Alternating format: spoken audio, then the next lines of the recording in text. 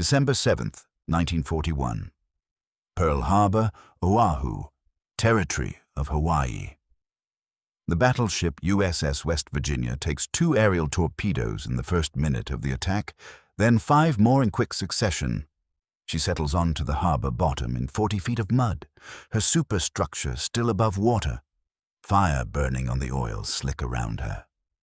USS California, moored to the south, takes 2 torpedoes and begins to flood. Unable to counter-flood fast enough, she sinks slowly, a 3-day process, until she rests on the bottom. USS Tennessee is trapped alongside the burning West Virginia, struck by 2 bombs. USS Maryland catches 2 bombs but stays afloat, the least damaged of the group.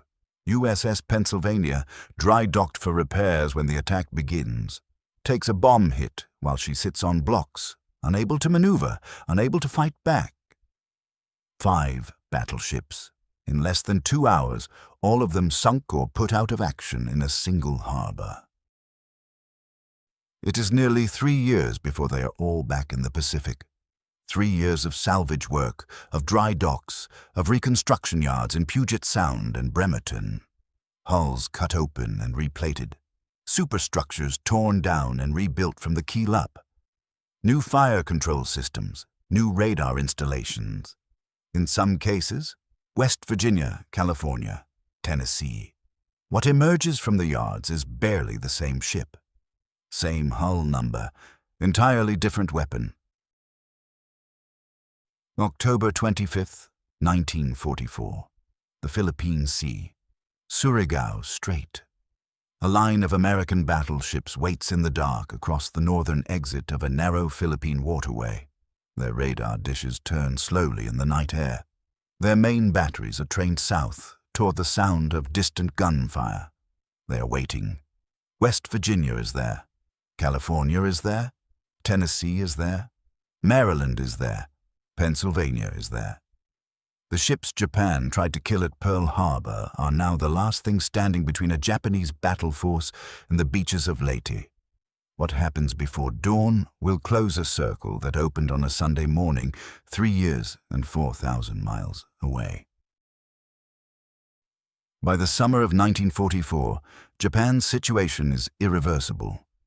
The Battle of the Philippine Sea in June has gutted the Imperial Navy's carrier air groups. The pilots who spent years training gone in 2 days of combat. The carriers remain, the battleships remain, the cruisers remain, but the aircraft, and more critically the men to fly them, are gone. Japan still possesses some of the most powerful warships ever built. It can no longer use them on equal terms. When American forces land on Leyte's east coast on October 20th, 1944, under General Douglas MacArthur, the Japanese combined fleet responds with its most ambitious operational plan of the war. Operation Shogo 1, Victory 1, is a 4-force convergence designed to destroy the American invasion fleet at anchor. Vice Admiral Jisaburo Ozawa will take the carrier fleet north as bait. His carriers, stripped of aircraft, existing only to draw the American fast carrier task force away from Leyte. While Halsey chases the decoy, Vice Admiral Takeo Kurita will drive 5 battleships, including the massive Yamato and Musashi, through the San Bernardino Strait from the north. Simultaneously, a second force will punch through Surigao Strait from the south, Kurita from the north, the southern force from the south. The American 7th Fleet, and the invasion fleet sitting behind it, is caught between them. The southern thrust is split between 2 commanders who answer to different superiors and have never coordinated their operations. Vice Admiral Shoji Nishimura commands the first element, the battleships Yamashiro and Fuso, the heavy cruiser Mogami, and 4 destroyers. Behind him, 40 miles astern, Vice Admiral Kiyohide Shima commands a separate force of cruisers and destroyers answerable to an entirely different chain of command. They are attacking the same strait from the same direction. They are not, in any meaningful sense, working together. On paper, the arrows converge.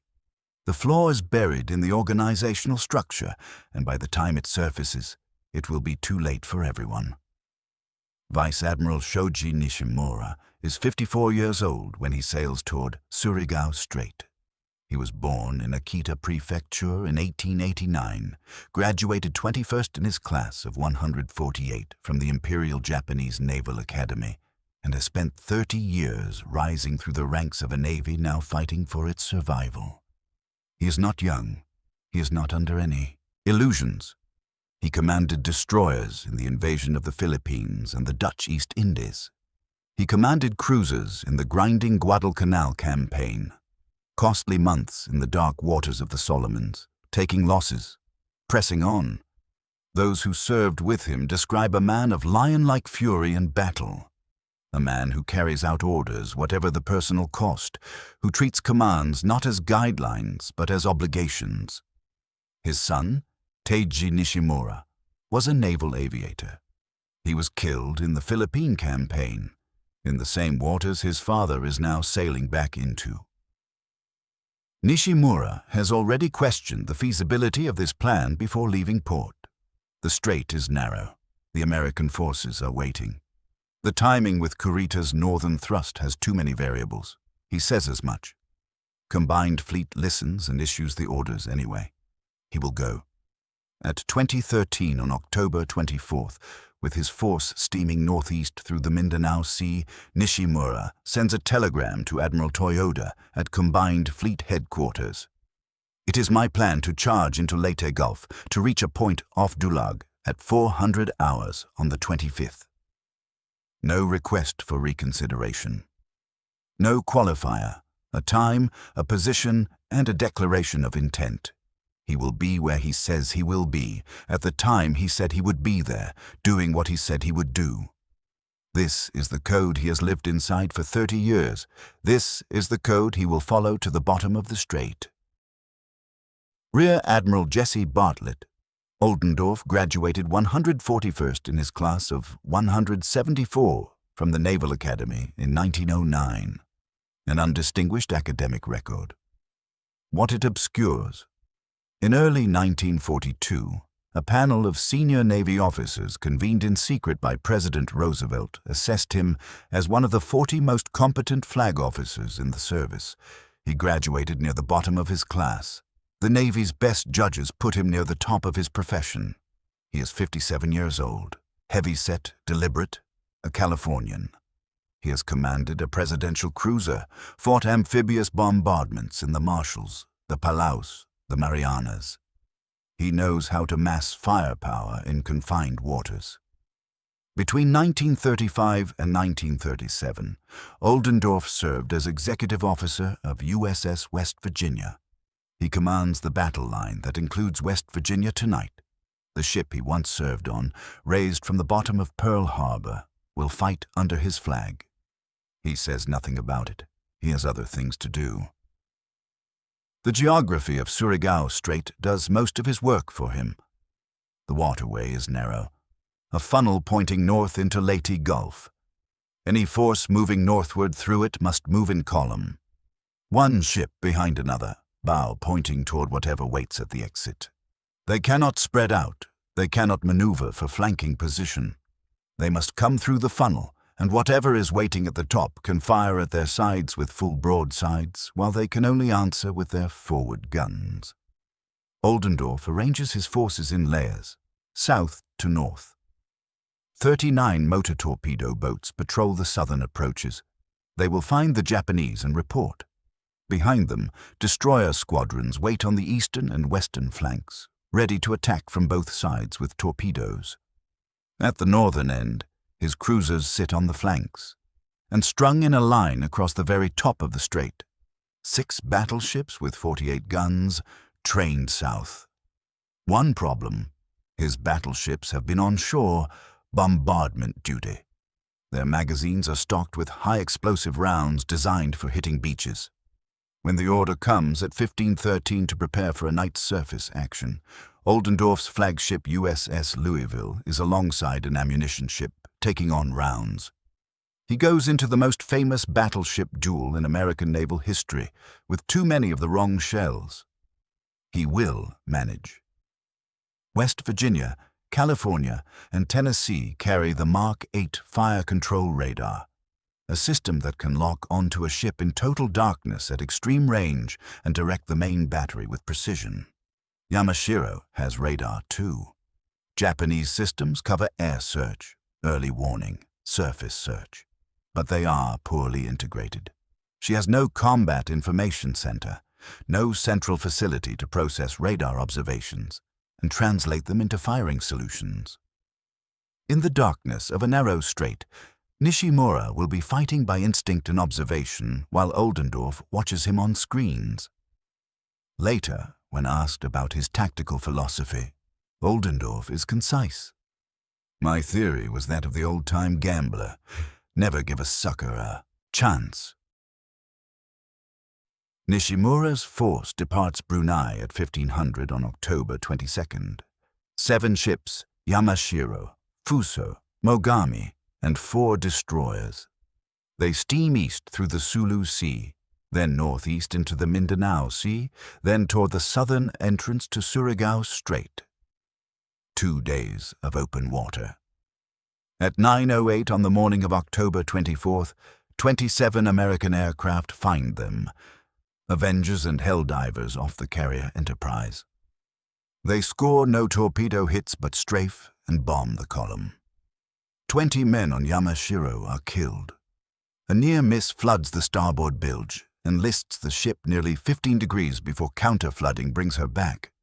She is damaged, but she is upright. She is still moving. Then the Americans shift their attention. Halsey has transferred his aircraft north to deal with Kurita's larger force. Nishimura's column makes the afternoon transit unmolested. He may have read the silence as confirmation. His luck is holding. The plan is proceeding. Here is what he does not know. Kurita's center force, the 5 battleships that are supposed to arrive at Leyte Gulf at the same moment Nishimura punches through from the south, has been savaged. American submarines caught Kurita's force in the Palawan Passage before it reached Philippine waters, torpedoing 3 cruisers and sinking 2, including Kurita's own flagship Atago. Kurita was in the water.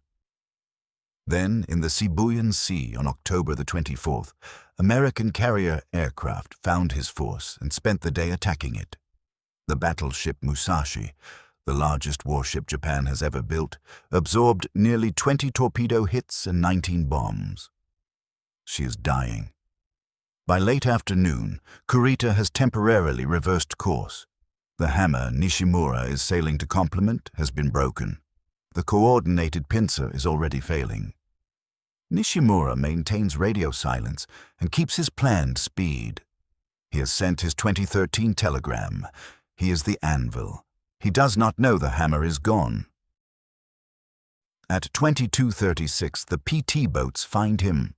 Contact reports begin flowing north. Oldendorf receives them on his flag bridge. Position, speed, heading. He does not move. He watches the numbers update on the plot and waits for the column to come to him. The PT boats attack in waves through the night. They are turned back by Japanese gunfire. They score no torpedo hits, but every contact report confirms what Oldendorf already knows. The Japanese are in the funnel. They are moving north at steady speed. They will arrive at the killing ground before dawn. At approximately 300 hours, the American destroyers begin. They attack from both flanks simultaneously, emerging from the dark on the eastern and western sides of the strait, closing to 4 miles and firing salvos of torpedoes before turning away at speed. Nishimura's ships switch on their searchlights. Guns open fire. The destroyers zigzag and throw smoke screens behind them. The Japanese hit nothing of consequence. The torpedoes find their targets. Fuso takes 2 hits. She slows. Then something happens in the darkness behind Yamashiro. A catastrophic explosion, fire at 2 positions in the strait, separated, moving. American observers will later report that she broke in 2, both halves burning, drifting apart down the narrows. Scholars examining Japanese records have since questioned this account. Whether the fires were from two halves of one dying ship or from burning oil and wreckage spreading across dark water in patterns the night transformed into something else. The dispute is real. What is not in dispute? Fuso is gone. Of approximately 1,600 men aboard, almost none will survive the night. 2 of Nishimura's destroyers are sunk. A third is drifting. Yamashiro herself takes a torpedo hit at 0321. Port quarter, 2 magazines flooded to prevent an explosion, 2 main gun turrets disabled. At 0331, another hit amidships. She slows to 5 knots. And then Nishimura sends his radio report. Enemy DDs and torpedo boats are stationed at the northern entrance to Surigao Strait. 2 of our DDs have received torpedo damage and are drifting. Yamashiro has been hit by 1 torpedo, but her battle integrity is not impaired. He appears to believe Fuso is still behind him. He is reporting to combined fleet as though he still commands 2 battleships, a cruiser, and a destroyer screen. He is, at this moment, commanding 1 crippled battleship, 1 damaged cruiser, and a single destroyer. His force has been cut in half, and he does not know it. Yamashiro recovers. Speed. She makes 15 knots. She keeps going north. At 3:51, West Virginia's radar locks onto Yamashiro in the darkness. She is 22,000 yards away, 12 miles. The Mark 8 system holds her on the screen as she comes. The bearing is steady. The range is closing. On the battleship's fire control board, numbers update continuously. In total darkness, with nothing visible from the bridge but black water and the faint silhouettes of the Philippine shoreline, the gun turrets move. At 3:55, West Virginia opens fire. This ship was at the bottom of Pearl Harbor on December 7, 1941. She lay in the mud of Battleship Row for months while the war she couldn't fight went on around her. She was raised and cut open and rebuilt from the frames out. Her superstructure torn down and replaced. Her fire control system entirely reworked. The ship the Japanese attack tried to kill is the first American battleship to fire in the last battleship battle in history. She will fire more rounds this night than any other ship in the line. Tennessee and California open up within seconds. Mississippi, Maryland, and Pennsylvania, less modernized, without the Mark 8 radar, struggle to acquire the target in total darkness. They will join the bombardment as the range closes, as Yamashiro's fires make her visible. But the first rounds to reach the Japanese come from West Virginia, Tennessee, and California. The Pearl Harbor ships, guided by the radar, the Pearl Harbor attack forced the Navy to accelerate. The American line fires full broadside southward. Yamashiro can only initially answer with her forward turrets. She is presenting her bow to the line of fire and cannot bring her amidships guns to bear until she turns. She turns. Her secondary armament fires in multiple directions, trying to locate the destroyers, still pressing from the flanks. The tactical picture on her bridge has collapsed. Her radar is gone, hit early in the bombardment. She is fighting by fire and sound, returning rounds at flashes in the darkness. She is still firing. She is still moving. She is burning from stem to stern, her pagoda mast silhouetted against her own flames, and she is still closing on the battle line. The destroyer, USS Albert W. Grant, presses in so close on her torpedo run that when the American cruisers open fire, Grant is caught in the trajectory.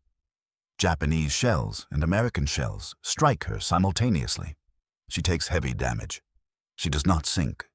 She has fired all 10 of her torpedoes at Yamashiro at a range of 1,700 yards.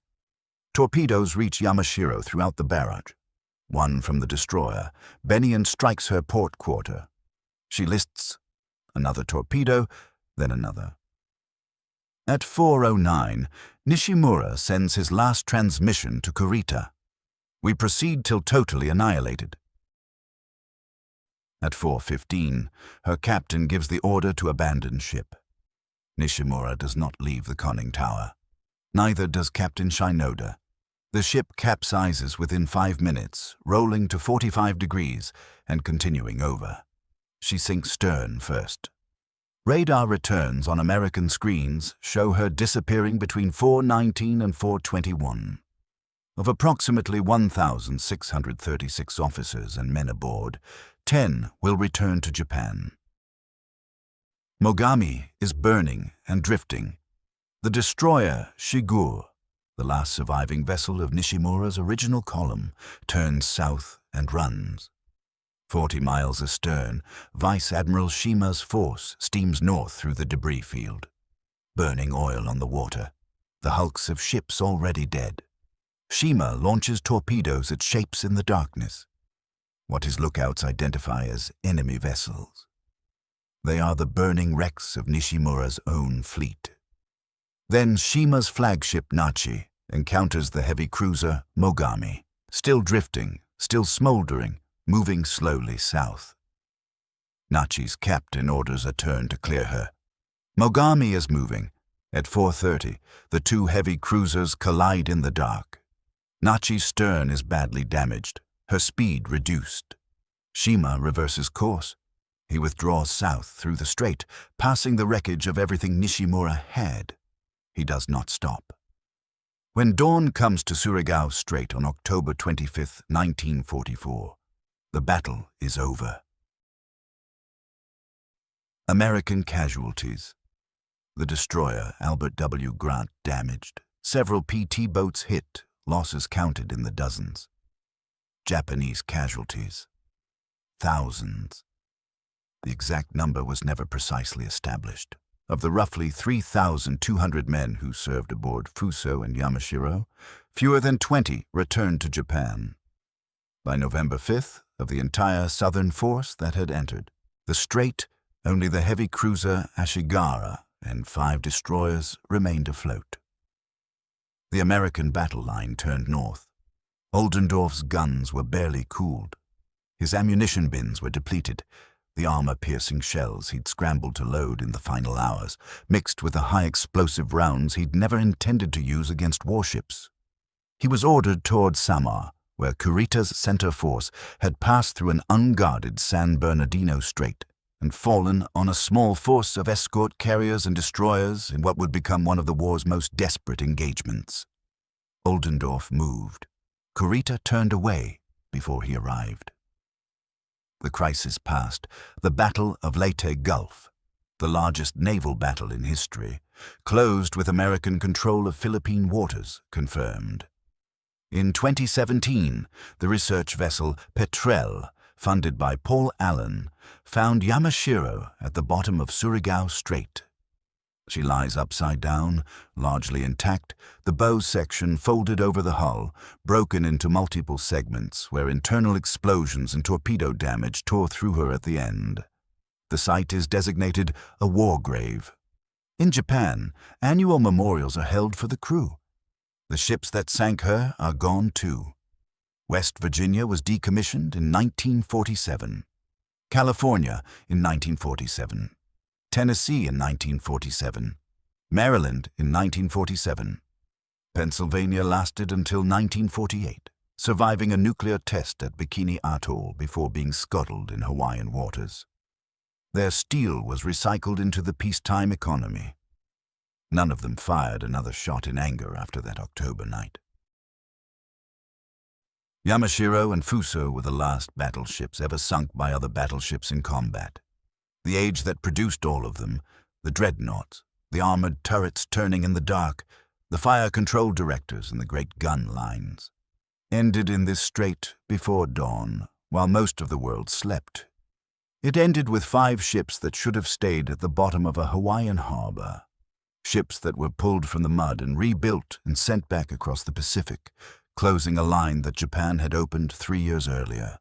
A line that, once closed, was never opened again. No battleships have fought each other since. None ever will.